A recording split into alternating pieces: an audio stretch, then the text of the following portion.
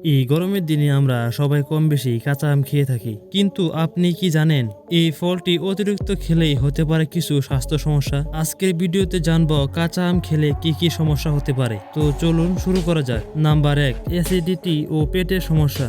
কাঁচা আমে থাকে প্রচুর পরিমাণের সাইট্রিক অ্যাসিড। অতিরিক্ত কাঁচা আম খেলে হতে পারে পেটে গ্যাস, বিশেষ করে খালি পেটে খেলেই সমস্যার ঝুঁকি আরো বেশি।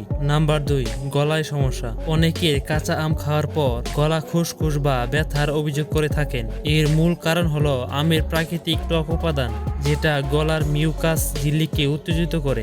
নাম্বার 3, দাঁতের ক্ষতি। আপনি যদি খুব বেশি কাঁচা আম খেয়ে ফেলেন তাহলে দাঁতের এনামেল ক্ষতিগ্রস্ত হতে পারে, কারণ এতে থাকা অ্যাসিড দাঁতের উপরে সরাসরি প্রভাব ফেলে। নাম্বার 4, অ্যালার্জি ও চর্মরোগ। কোনো মানুষের শরীরে কাঁচা আমে থাকা এচিওলের প্রতি সংবেদনশীল থাকতে পারে। এর ফলে হতে পারে ত্বকে র্যাশ বা অ্যালার্জির সমস্যা। নাম্বার 5, ওজন নিয়ন্ত্রণে বিঘ্ন। অনেকেই ভাবেন কাঁচা আম ডায়েটের জন্য সহায়ক, কিন্তু মনে রাখতে হবে অতিরিক্ত খেলে তা বিপরীত হতে পারে। চাটনি, আচার বা ঝাল মশলাযুক্ত আম খেলে রক্তচাপ বাড়ার ঝুঁকি থাকে, তাই কাঁচা আম অবশ্যই খেতে পারেন, তবে সীমার মধ্যে থাকতে হবে। আপনি কি আগে কখনো কাঁচা আম খেয়ে সমস্যায় পড়েছিলেন? কি ধরনের সমস্যায় পড়েছিলেন তা কমেন্টে জানান।